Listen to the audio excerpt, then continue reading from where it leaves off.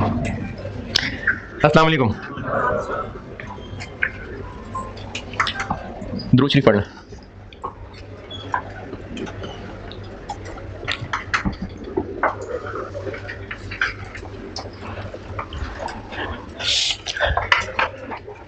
Fix cost और variable cost की discussion हो रही है किसी एक पीरियड के कॉन्टेक्स्ट में। वो पीरियड गुजरा हुआ भी हो सकता है। हम ये भी कह सकते हैं कि जो पिछला साल था उसमें फलाना खर्चा फिक्स था या फलाना खर्चा वेरिएबल था। और हम अगले साल की भी बात कर सकते हैं कि अगला साल जो होगा उसमें जो हमारे अंदाजन खर्चे होंगे, बजट कहते हैं इसको, तो वो वेरिएबल होगा कि फिक्स होगा। तो ये बात हो किसी पीरियड के कॉन्टेक्स्ट में रही है। ये मेरे अलावा कोई और भी आवाज है? ये नीचे वाले रूम से? हाँ जी, आ रही है। ठीक।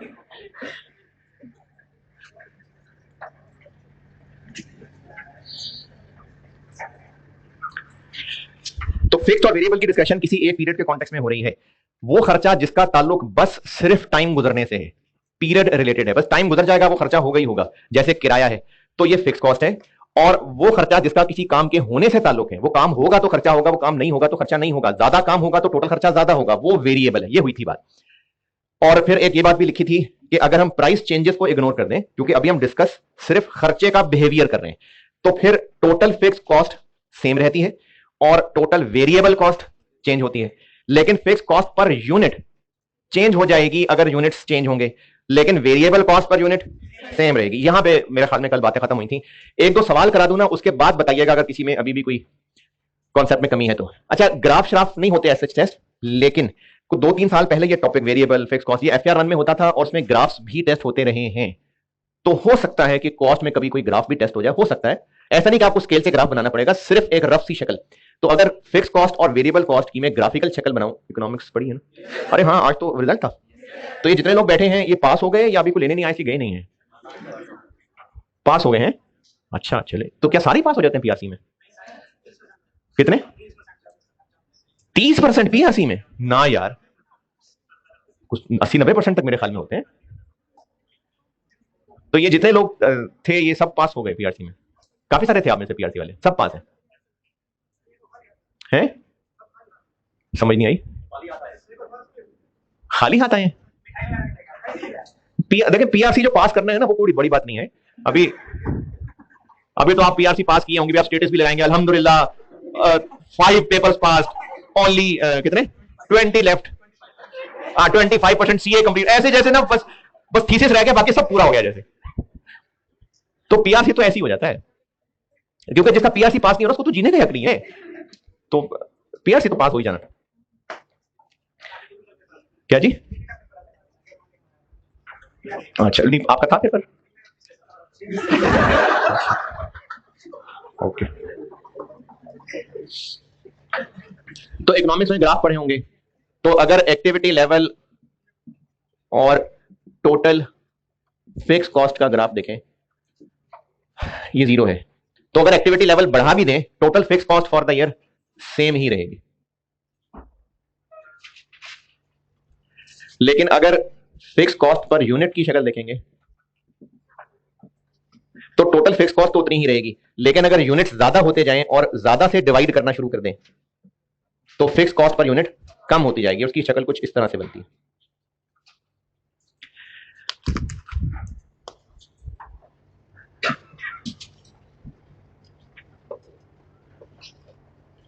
टोटल वेरिएबल कॉस्ट, अगर 0 यूनिट्स बनेंगे तो total variable cost for the year 0 होगी। एक एक यूनिट और बनता जाएगा तो टोटल वेरिएबल कॉस्ट उसी तरह से आगे बढ़ती जाएगी। तो ये ऐसे चलता है, जितनी ज्यादा एक्टिविटी उतनी ज्यादा टोटल कॉस्ट, ये वेरिएबल है। और अगर वेरिएबल कॉस्ट पर यूनिट की बात करें तो जनरली ये पर यूनिट सेम ही होती है। तो ये इनकी ग्राफ की शक्लें हैं। लेकिन ये जनरल कॉन्सेप्ट्स हैं, यानी इसमें अगर कोई गहरा सोचेगा, क्या पता सप्लायर कहे इतने खरीदोगे तो इतना डिस्काउंट दे दूंगा, उतनी गहरी चीजें हम यहां डिस्कस नहीं कर रहे। अभी सिर्फ मकसद आपको वेरिएबल कॉस्ट और फिक्स कॉस्ट का कॉन्सेप्ट देना है बस। तो समरी यह है कि फिक्स कॉस्ट पीरियड रिलेटेड है और वेरिएबल कॉस्ट एक्टिविटी रिलेटेड है। और एक्टिविटी का मतलब यूनिट्स प्रोडक्शन भी हो सकती है, यूनिट्स का बिकना भी हो सकता है, आवर्स काम होना भी हो सकता है, किलोमीटर गाड़ी का चलना भी हो सकता है। तो ये सब एक्टिविटी से मुराद है। चले सवाल लिखें और कल आपको एक बात समझाने की कोशिश कर रहा था कि जो फिक्स्ड कॉस्ट है उसकी जो ओरिजिनल फिगर है, जो भी पार्टीज में एग्री हो रही है, वो एक टोटल फॉर द पीरियड है, और जो वेरिएबल कॉस्ट है वो एक रेट की शक्ल में होता है। अगर टोटल फॉर द ईयर तक पहुंचना है तो मल्टीप्लाई करना पड़ेगा। चलें, आप कर रहे हैं मल्टीप्लाई भी। सवाल लिखें, और इस सवाल में ना, और इससे अगले सवाल में भी, तो हो जाएगी चीजें और क्लियर। ना हो तो इन एक दो सवालों के बाद फिर मैं और डिस्कस करता हूं। Following information relates to a business. Following information relates to a business for the year ending.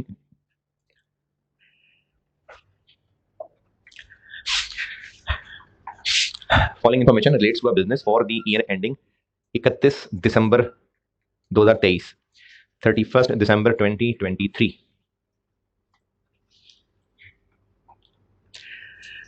और अब ये फॉलोइंग इंफॉर्मेशन है। Number 1,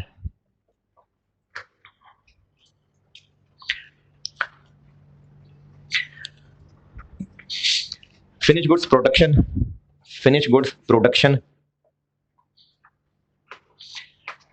50,000 units, 50,000 units. ये यूनिट जो है ना, ये मतलब प्रोडक्ट की क्वांटिटी बताने के लिए। जैसे अगर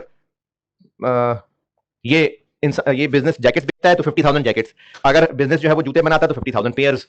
तो ये जो भी प्रोडक्ट बनाता है उसकी क्वांटिटी बताई हुई है बस। तो 50,000 यूनिट्स बनाए हैं इस साल। Next,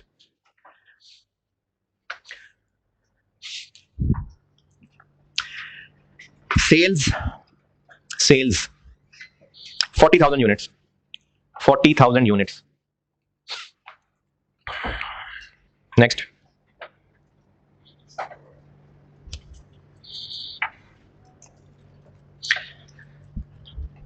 labour hours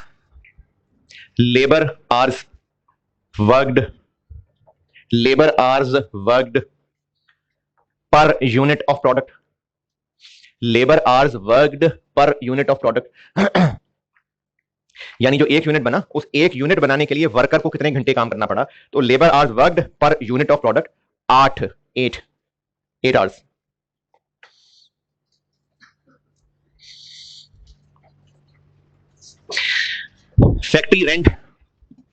factory rent 2 lakh per quarter, 200,000 per quarter. Next,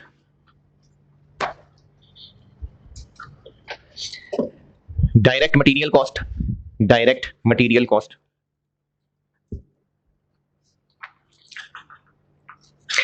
80 रुपए per unit, 80 per unit. Next, wage rate of production workers 150 per hour, 150 रुपए पर आवर।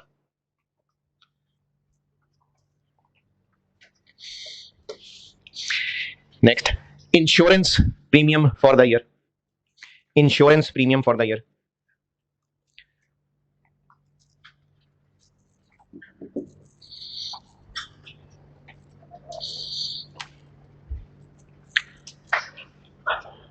250,000, 250,000, 2.5 लाख रुपए। नेक्स्ट, सेल्समैन की कमीशन ₹5 पर यूनिट सोल्ड, 5 रुपए per unit sold.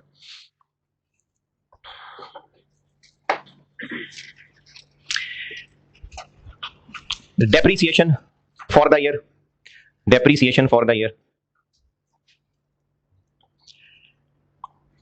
75,000, 75,000। कोई method नहीं बताया मैंने, बस सिर्फ कह रहा हूं 75,000 फॉर द ईयर है बस। अच्छा, आपसे रिक्वायर्ड है, आपसे अभी total fix cost for the year बता दें। यानी इन मिसालों में से जो भी फिक्स कॉस्ट है वो यहां लिखते जाएं, उसकी अमाउंट, और total variable cost for the year बता दें। जो भी इन मिसालों में से आपको वेरिएबल कॉस्ट लगती है उसका टोटल फॉर द ईयर, खर्चे का नाम, उसकी अमाउंट। जो फिक्स कॉस्ट लगती है वो यहां खर्चे का नाम और उसकी अमाउंट करें। चलिए एक खर्चा और लिख लें, factory manager factory managers salary 120,000 per month, 1,20,000 per month. चलें करें।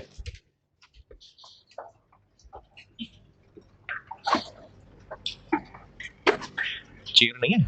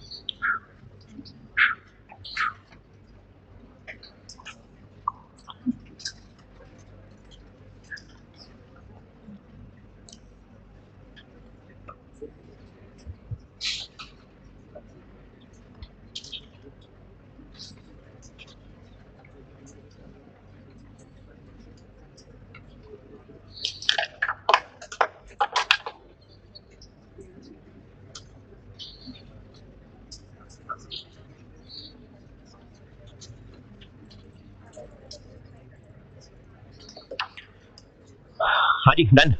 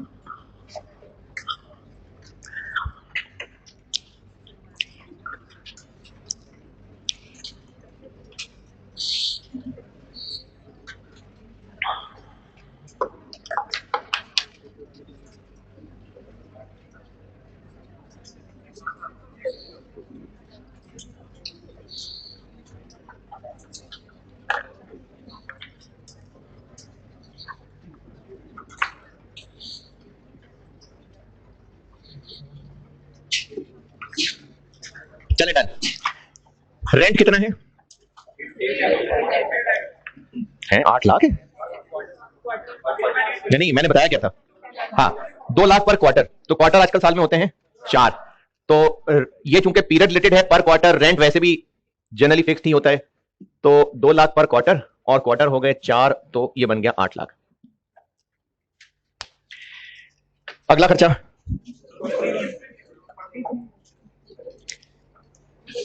Direct material.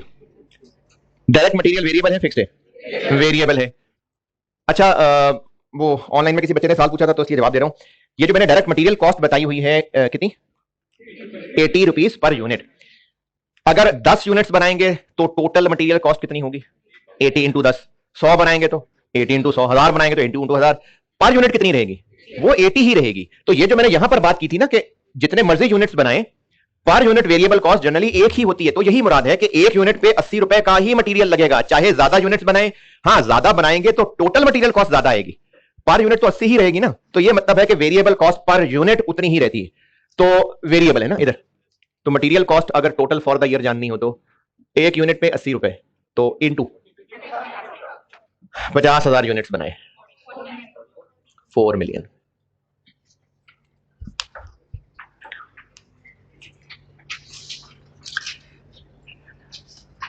आगे वेज रेट दिया हुआ है।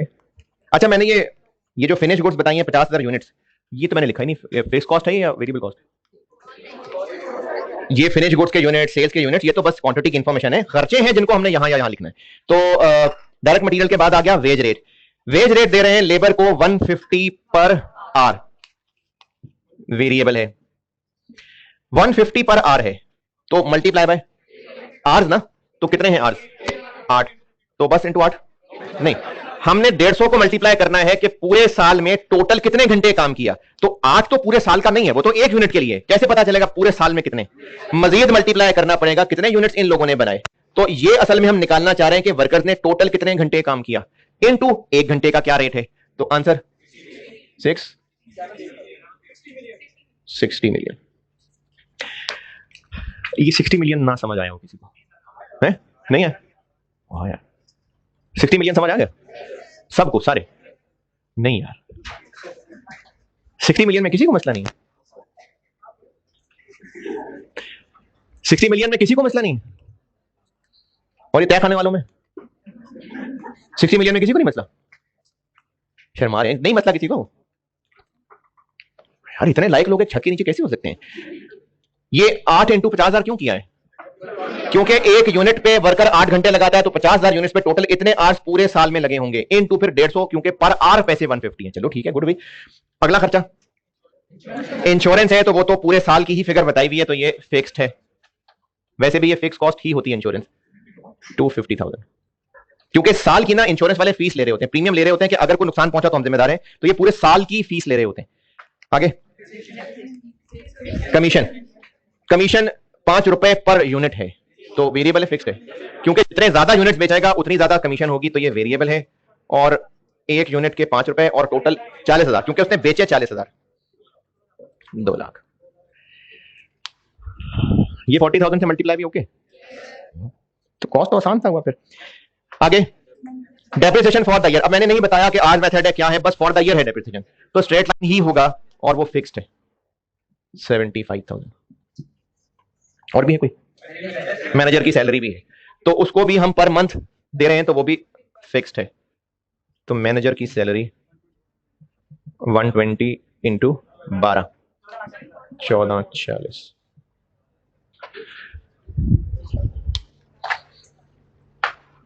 ओके चले ठीक है, और लिखें सवाल।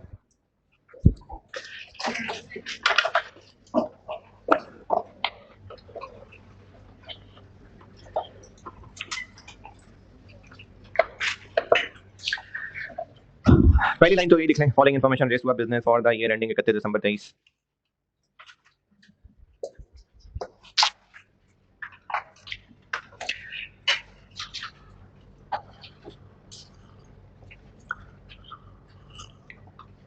Number 1, annual rent. Annual rent ये जो मर्जी कर दो यार, 2023 कर लें, चलें, बस साल का डाटा है। Annual rent 240,000, annual rent 240,000, 2,40,000।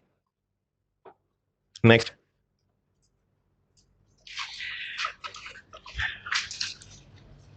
Material cost, material cost 60 पर केजी, 60 रुपए पर केजी। नेक्स्ट,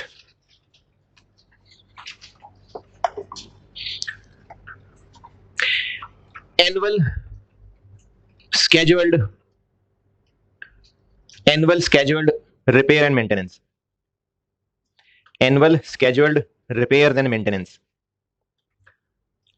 150,000, 150,000, 1.5 लाख रुपए।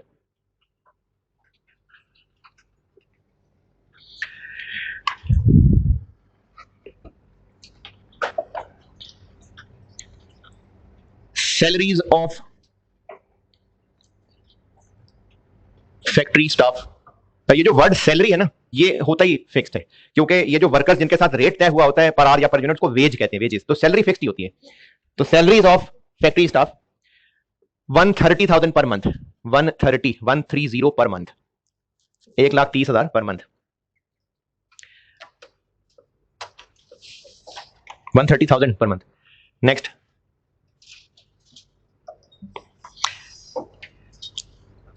Depreciation of plant, depreciation of plant ₹40, 40 रुपए पर मशीन आर, पर मशीन आर। मशीन आर कहते हैं मशीन का 1 घंटा चलना, और लेबर आर कहते हैं लेबर का 1 घंटा काम करना।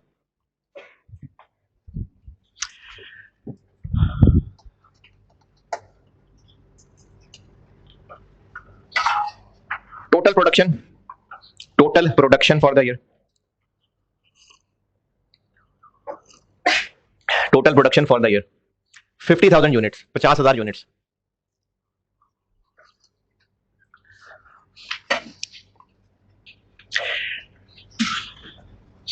One unit of product requires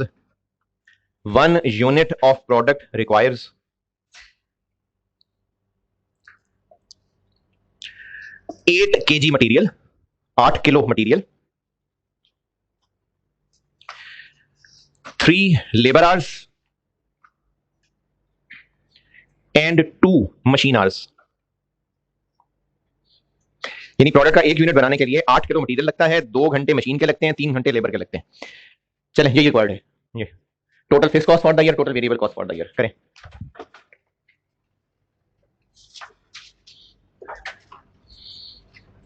wage rate नहीं बताया मैंने, वेज रेट नहीं बताया, wage rate for production workers, wage rate for production workers 200 per hour, 200 per hour.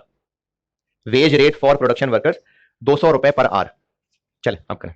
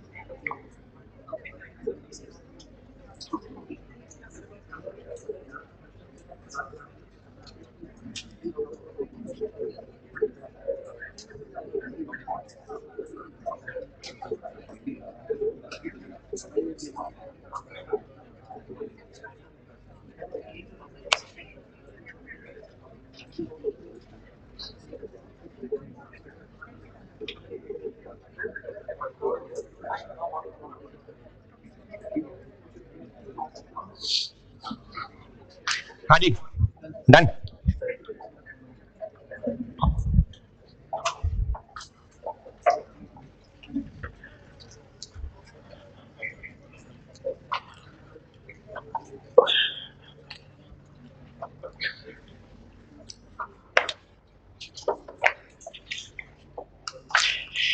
क्या क्या है? एनुअल रेंट, तो एनुअल है तो एनुअल वर्ड से ही पता चल जाता है कि फिक्स्ड है। तो रेंट 240। फिर इसके बाद मटेरियल कॉस्ट है, ये वेरिएबल है। मटेरियल कॉस्ट है 60 पर केजी। तो हमें देखना पड़ेगा टोटल कितने किलो इस्तेमाल हुआ। तो टोटल तो बताया नहीं, लेकिन यह बताया कि एक यूनिट बनाने के लिए 8, और पूरे साल में कितने यूनिट बने? 50,000। ये जैसे पहले वो आर्स वाली बात बताई थी। 24 मिलियन सबसे डन।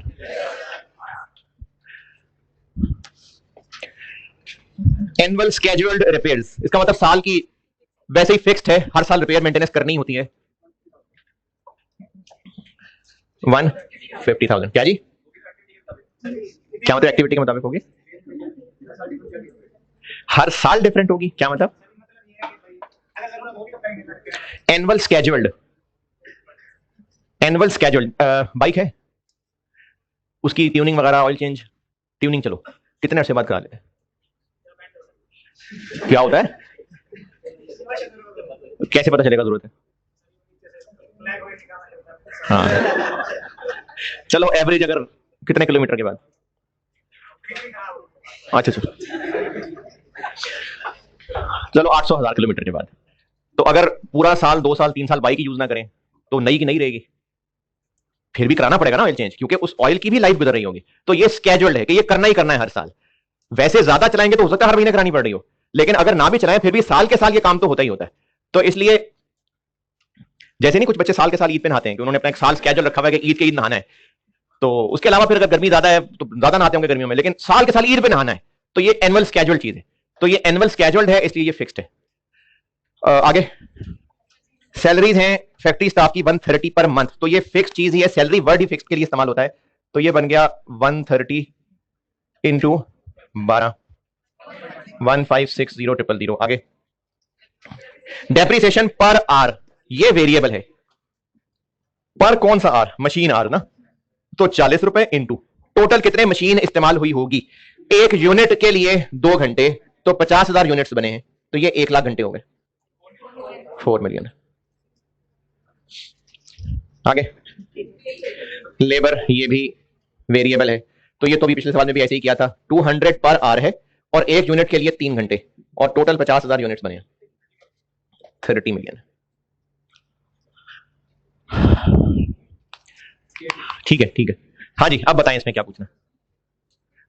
फिक्स्ड वेरिएबल के कॉन्सेप्ट से रिलेटेड, इन 2 सवालों से रिलेटेड कोई कंफ्यूजन है तो पूछें। लेबर को पैसे दे रहे हैं, कितनी देर लेबर काम कर रही है, तो लेबर के लिए तो लेबर आवर्स लेने हैं ना। लेबर आवर्स का मतलब है वर्कर्स कितनी देर काम कर रहे हैं, तो वो 3 थे। किसी को कुछ नहीं पूछना? जी जी जी, माफ किया, कोई बात नहीं। हाँ कौन है, किधर? हाँ जी, क्यों ना हो। हमने ना एनुअल स्केड्यूल्ड, यानी साल में एक दफा प्लांट की मेंटेनेंस सफाई डिटेल करनी है, चाहे उस साल कोई प्रोडक्शन ना भी होती, ज्यादा भी होती, फिर भी हमने वो जो एनुअल स्केड्यूल की हुई थी वो करनी है। तो प्रोडक्शन हो रही है नहीं हो रही है, मशीन काम कर रही है नहीं कर रही है, एनुअल स्केड्यूल का मतलब है हर साल ये हमने करनी होती है इसकी मेंटेनेंस। तो ये एक्टिविटी से रिलेटेड हुई एक्टिविटी से रिलेटेड, या उस साल में करनी है? एक्टिविटी से नहीं है ना रिलेटेड, तो बस उस साल से रिलेटेड है, पीरियड रिलेटेड है तो फिक्स्ड है। ये एनुअल स्केड्यूल्ड ये बता रहा है कि ये फिक्स्ड है। और हाँ जी, आप लोगों ने कुछ, लाइव स्ट्रीम वाले?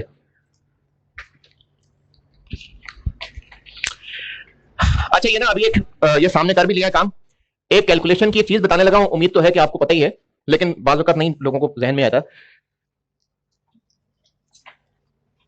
कैलकुलेशन से रिलेटेड एक सोचने वाली बात बता रहा हूं। अभी हो सकता है आपको लगे कि इतनी गहराई की क्या जरूरत थी, ये तो सिंपल सी बात थी, लेकिन कॉस्ट के कुछ सवालों के अंदर ये जो बात बताने लगा हूं ना, ये काम आएगी, क्योंकि कुछ मुश्किल सवालों में स्टूडेंट उलझ जाता है कि फलाने को फलाने से मल्टीप्लाई करना है कि डिवाइड करना है, इसमें हो जाती है कंफ्यूजन। तो उस हवाले से एक बचपन की मैथमेटिक्स की बात बता रहा हूं। 5 kg plus 3 kg is equal to, अरे इतनी जल्दी, वाह जबरदस्त, ठीक है शाबाश। 4 किलोमीटर प्लस 2 kg नहीं हो सकता? ओके। एरिया का फार्मूला क्या होता? एरिया का फार्मूला लेंथ इनटू विड्थ। तो किसी रेक्टेंगुलर एरिया का हो सकता है लेंथ लेट से 20 मीटर और विड्थ 8 मीटर, तो 160 मीटर स्क्वायर। अभी मीटर स्क्वायर कैसे होगा? तो जब भी कोई figure plus minus multiply divide हो रही होती है ना, तो वही काम फिगर्स के साथ साथ उनके मेजरमेंट यूनिट के साथ भी हो रहा होता है, इसलिए ये एम मीटर स्क्वायर बन गया। तो ये जो मैंने इस वक्त यहां 60 रुपए लिखा हुआ, ये 60 रुपए क्या है? रुपीज हैं, पूरी बात, ₹60 पर केजी, ये ₹60 पर केजी है। 8 क्या है? 8 केजी पर यूनिट है, और ये 50,000 क्या है? ये यूनिट्स है। तो जब मल्टीप्लाई किया है ना, तो क्या रह गया बाकी? तो ये इसलिए ये रुपीज है। अच्छा, इसी तरह ये 200 क्या है? ये 200 rupees per hour.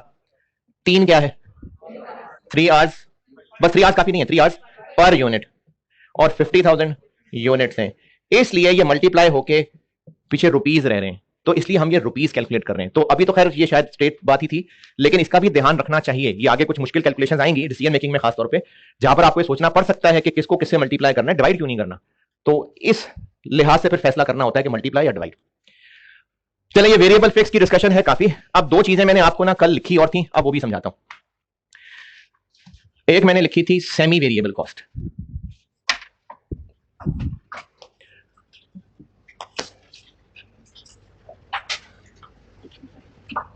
Semi variable cost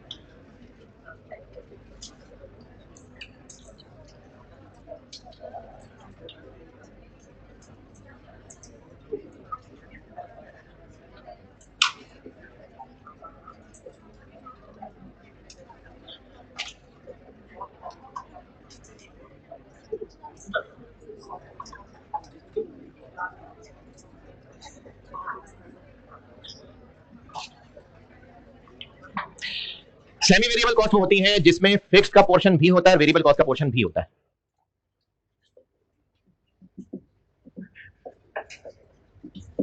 इसमें कुछ पोर्शन फिक्स्ड भी होता है और कुछ वेरिएबल भी होता है।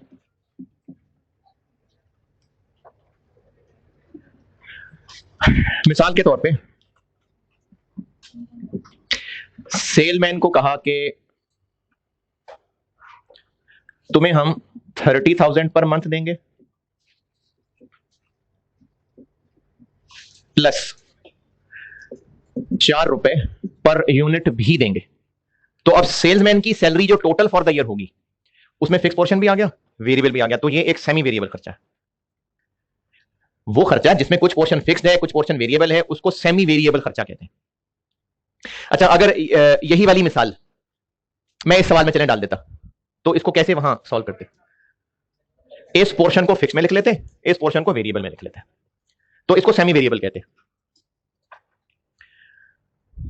नहीं आया समझ? चलें एक सवाल लिखें फिर छोटा सा।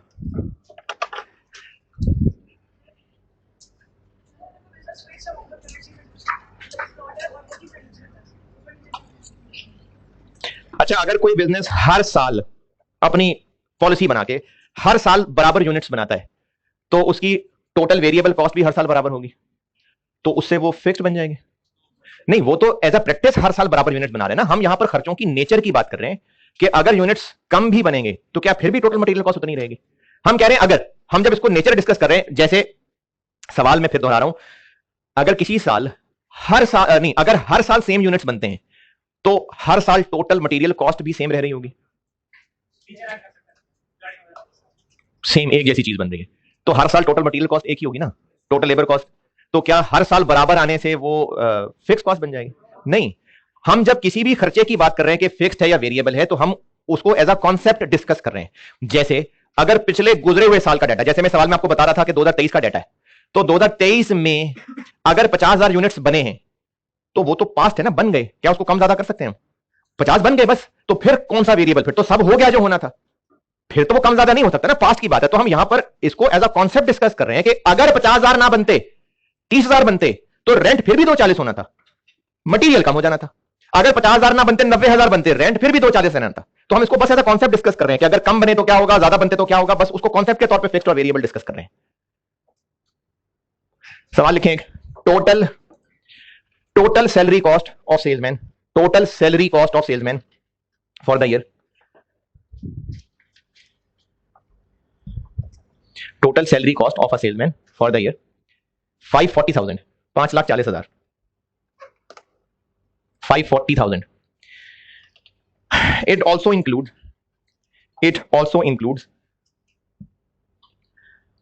कमीशन ऑफ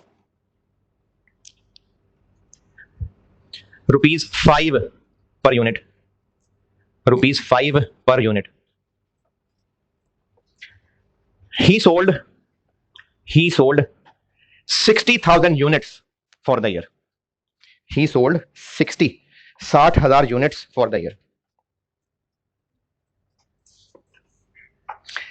आपसे रिक्वायर्ड है कि इसकी टोटल सैलरी में से फिक्स्ड पोर्शन कितना है।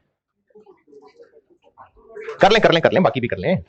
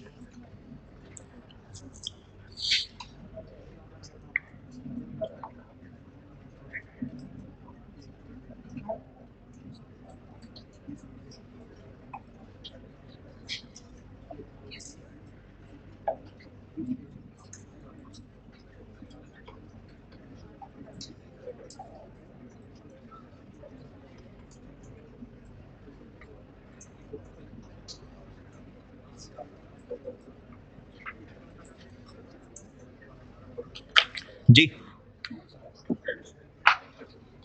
कितना?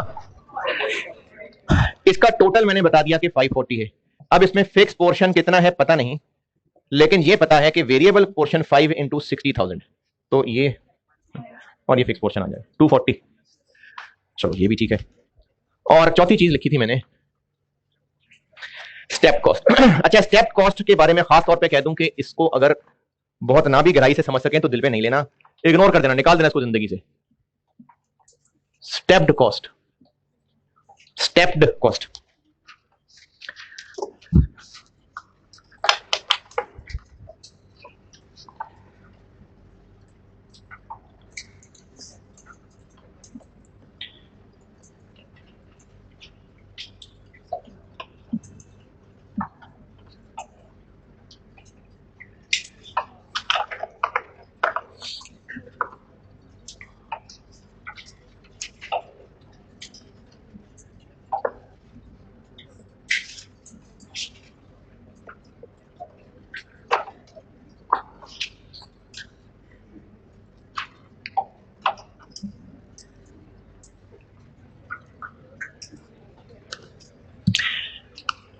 ये ना आपको मैं मिसालों से बताता हूं और फिर उसके लिए कुछ अंग्रेजी बना देता हूं।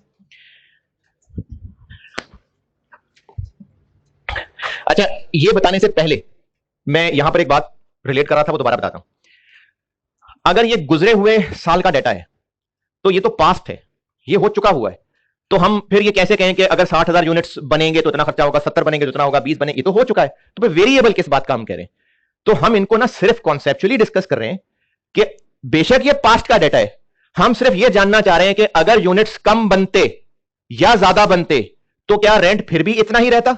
अगर हां तो ठीक है, फिक्स कॉस्ट है। अगर यूनिट्स कम बने होते तो टोटल लेबर कॉस्ट फिर भी 30 मिलियन होती, ज्यादा बने होते फिर भी 30 मिलियन होती, चेंज हो जाती ना, तो ये वेरिएबल कॉस्ट है। हो नहीं रही है चेंज। असल में कितने यूनिट्स बने?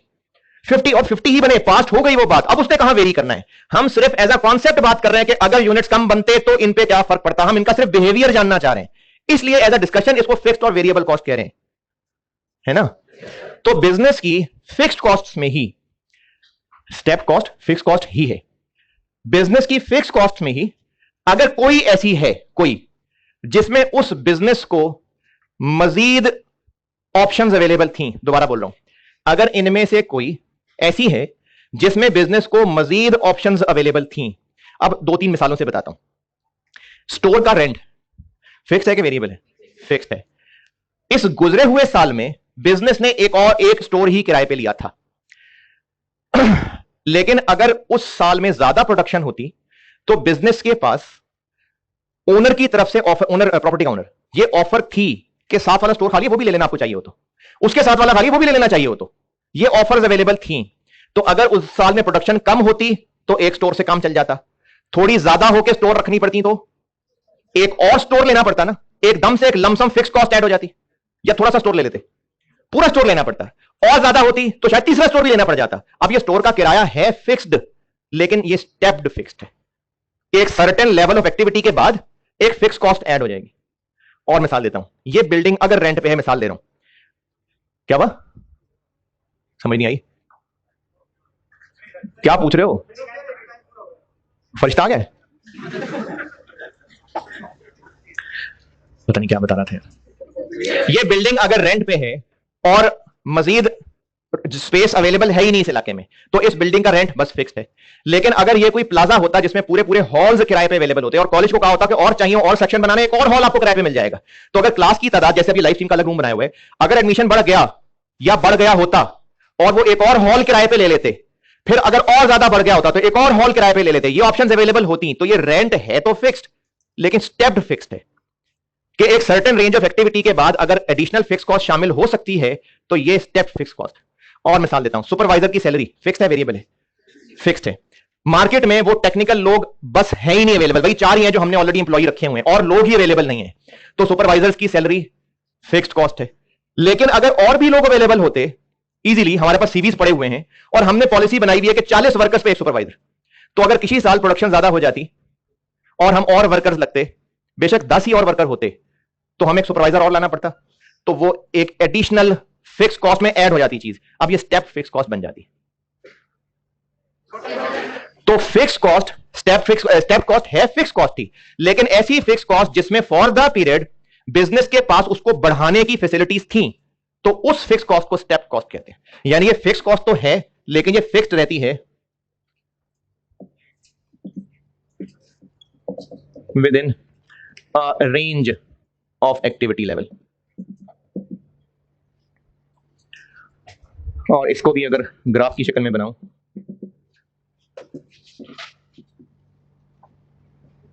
तो ये कुछ सीढ़ियों की तरह की चीज होगी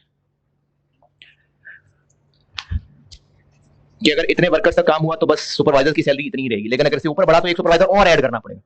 तो ये स्टेप फिक्स कॉस्ट है फिक्स कॉस्ट, लेकिन ये सिर्फ उन आइटम से रिलेटेड है कि जिनमें उस साल बिजनेस के पास फैसिलिटी थी कि वो ऐड ऑन कर सकता था, तो वो fix cost step fix cost बन जाएगी।